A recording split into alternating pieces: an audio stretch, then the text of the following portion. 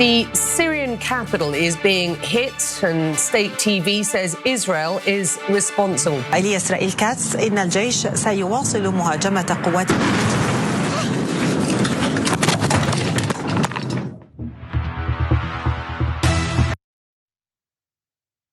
Damascus, the capital of Syria, of course, has been hit by a series of Israeli airstrikes. Because if Israel isn't bombing their neighbors, what else would they be up to? Now, Israel's defense minister, Israel Katz, shared video of his country's attack and accompanied that video with a statement saying that the painful blows have begun. Okay, now Israel, of course, has taken responsibility for bombing the headquarters of the Syrian armed forces in Damascus. And there have been additional Israeli strikes in other parts of the country, other Israeli strikes in Damascus as well. Specifically, they've targeted the defense ministry in Syria and the presidential palace. And in other parts of Syria, including the southern city of I can't say it, I'm sorry, but basically the southern region of Syria where they have a majority Druze community. And so you're gonna wanna know that because it's basically, in my opinion, the cover story for what's going on in Syria right now. But there's this claim that Israel's just trying to protect the Druze community in Syria. They're very concerned about them. Okay. They're also claiming that their latest military campaign is about protecting them. Tel Aviv is demanding the demilitarization of Syria, a sovereign country, especially under its new leadership. And there's gonna be more on that in just a minute. But before I share more details, why don't we watch this?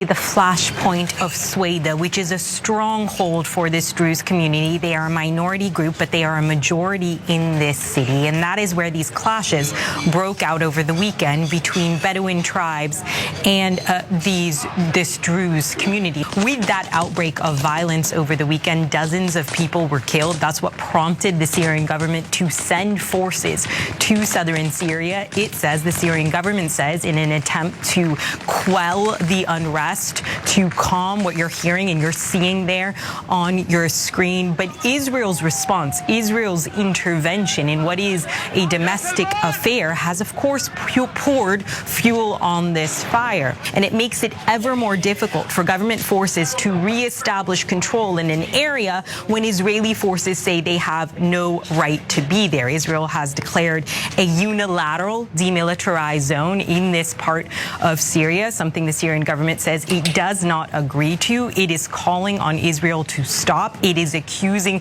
Israel of violating its sovereignty.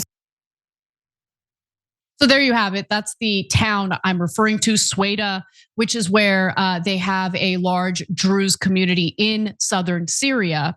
And the Syrian Druze community, as you got a little sense of from that video, does not recognize the new Syrian regime. Now remember, Bashar al-Assad, his regime was toppled. The person in charge who has taken power is a former al-Qaeda guy, not a good look, but nonetheless, Ahmed al-Sharaa, also known as Abu Muhammad al-Joulani.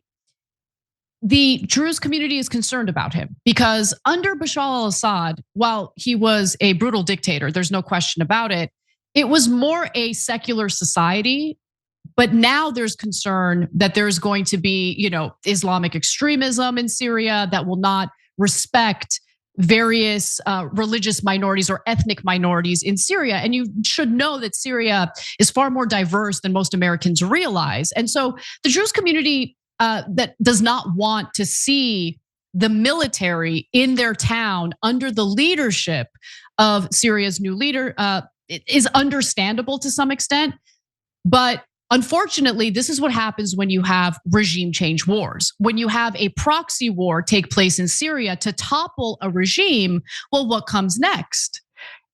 People who tend to love war, neoconservatives especially, seem to push this idea that when you topple a regime, all these wonderful things will happen. Flowers will bloom, democracy will bloom. But that's not what typically happens, as we've learned in Libya, as we're learning now in Syria. But unfortunately for the Druze, the person in charge right now is, al-Sharaa, and they don't want the military in their town. The Bedouins are upset about that. So the two groups have kind of been attacking one another in Suwaida. Now, Israel has used those hostilities as an excuse to bomb the hell out of Syria. Not just Suwaida, but as I've mentioned in the beginning of the story, Damascus, the capital as well. And they're specifically going after government buildings, military infrastructure, things like that. So again, the defense ministry, the presidential palace was bombed. And you also have the headquarters of the Syrian armed forces in Damascus getting bombed by the Israelis as well. Now, with that in mind, Israel also has a community of Israeli Druze. Okay, we've talked about them on the show before, and some of them are concerned about how the Druze in Syria, their brothers and sisters, as they refer to them, are being treated. And they're so concerned about it that they're trying to take matters into their own hands. And in this next video, you'll see what I'm talking about. We are watching here on the Israeli side of the border is really quite stunning, Becky, and that is that we are seeing Druze individuals in Israel, either Israeli Druze or Syrian Druze who live in the Israeli-occupied Golan Heights, attempting to cross into Syria to try and help their fellow Druze brothers in Syria who have been under attack in the city of Suwaida. And we are seeing hundreds of these Druze individuals crossing the Israeli border fence into the Israeli-controlled buffer zone inside of Syria, trying to make their way to presumably that city of Suwaida. So Israeli Prime Minister Benjamin Netanyahu has addressed this matter and requested that the Israeli Druze stop attempting to cross the border into Syria to essentially engage in these scuffles and these hostilities. He says that the IDF has it covered through their bombing campaign, and footage proves that because the IDF is bombing Suwaida along with other government targets in Syria. But it's also important to understand that not everyone in the Druze community wants Israel to be involved in this. And I suspect that they feel that protecting the Druze is not really what's motivating the Israeli government. And I'm gonna give you more evidence of that in just a minute. But first, take a look at this. Well, the Israeli Foreign Minister Gideon Sa'ar kind of laid it out this morning, saying that there are two primary reasons for Israel intervening in Syria. The first of which, he said, is that Israel is trying to protect itself, that it does not want to allow certain armed elements along its border in that southern part of Syria. So there is a national security interest, they say. The second element, though, which seems to be the most salient one at this moment, is that they say that they have an interest in protecting the minority Druze community in Syria, citing strong bonds that Israel has with the Druze community. And what's important to also understand is that the Druze community is not a monolith. First of all, the Druze are a religion. They live in Syria, they live in Israel, they live in Lebanon as well. And there are very much differences, not only between the Syrian Druze and the Israeli Druze, the Lebanese Druze, but also within the Syrian Druze community itself. And by the way, I should note that the former Al-Qaeda new leader of Syria has made overtures toward Israel in an effort to create some sort of allyship, to maybe even do business with one another, to be friendly with one another, right? So you have the new leadership of Syria wanting to play ball with Israel. And honestly, the new regime in Syria doesn't really have the power to push back on or go to war with Israel. But it didn't really help in regard to convincing Israel that maybe you should stop trying to take over more or occupy more land in Syria or engage in these airstrikes, which they're currently engaging in. Now, there's the Israeli cover story, and I'm gonna call it that, right? And then, I just don't buy their concern for Druze. I don't. And even if they are, okay, well, who are you to invade or bomb a sovereign country under this premise that you're trying to protect any group of people? I mean, you have a brand new regime. Israel has wanted regime change in Syria. Congratulations, you got what you want. So why not allow the new regime to govern, to find a way to unite the Syrian people regardless of what their background is, what their religion is, what their ethnicity is. Now, I don't have a lot of faith in al-Sharaa. Ever since he's taken power, there have been attacks on Druze. There have also been attacks on Christians living in Syria. It's been a nightmare, which often is the case when you have a regime change without a real plan in place to essentially do something after a regime is toppled. But this conflict, I don't want anyone to think just started today or earlier this week. No. Okay. This dates back all the way to the 1967 war between Israel and Syria and the agreement both countries signed in 1974, in which Israel would keep its part of the Golan Heights and there would be a buffer zone between Syria and Israel. But Israel has taken advantage of the fall of Bashar al-Assad, which is why I think they were part of that proxy war to topple Bashar al-Assad. Take a look. Ever since the fall of the Assad government, the Israelis have seen the opportunity not just to destroy all of Syria's military capabilities, whether it was the Navy, the Army, heavy weaponry, and air defense systems, everything that you could imagine would possibly pose a threat to Israel, it has eliminated. And then on top of that, Israeli soldiers have come deeper into Syrian territory. I'll tell you, last week we were actually in Quneitra in western Syria, in southwestern Syria, and we were talking to people there. There was one person, a local, who was with us in the car trying to point out where the Israeli soldiers were. We saw tanks in February there. Now those tanks have been replaced by drones. And there was a drone that came all the way to the windshield of our car.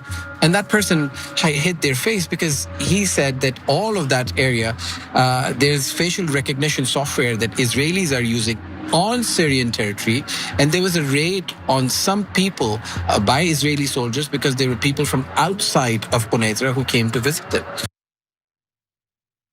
Yeah, fascinating. I think the AI technology being deployed, the use of drones, Israeli drones in Syria, it's the type of context that you're not going to get in American reporting. I'm just keeping it real. I had to do a lot of digging to kind of figure out what was really going on here.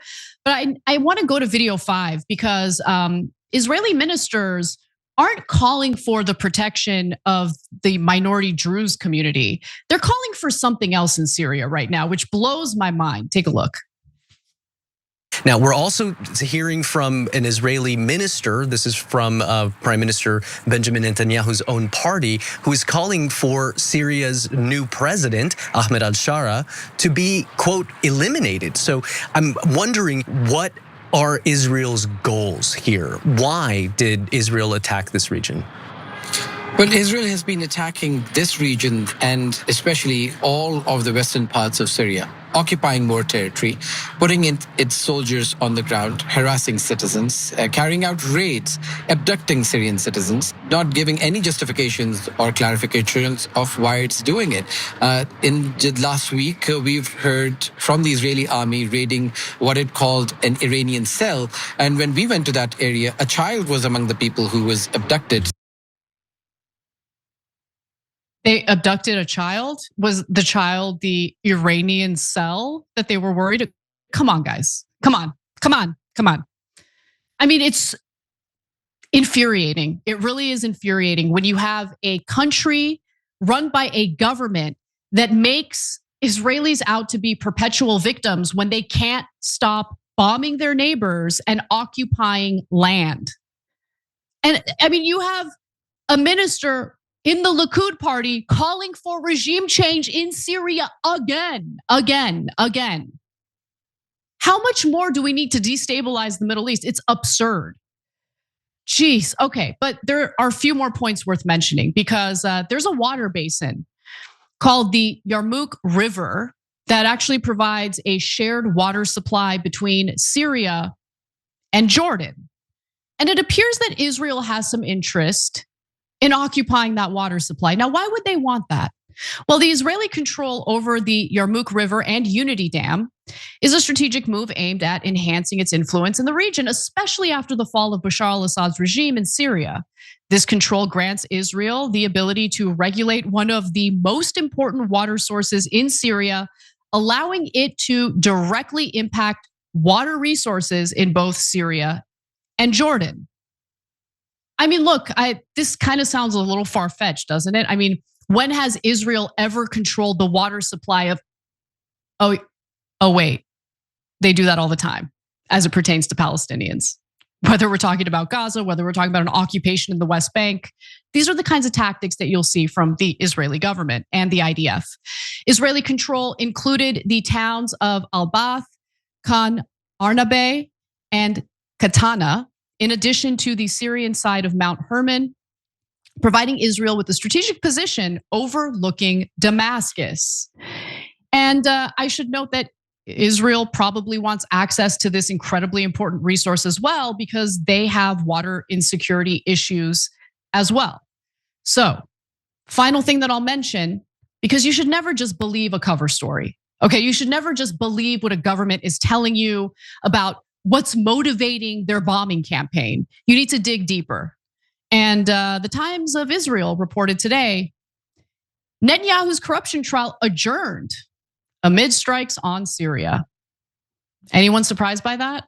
Because I'm not. Every time you ring the bell below, an angel gets his wings. Totally not true, but it does keep you updated on our live shows.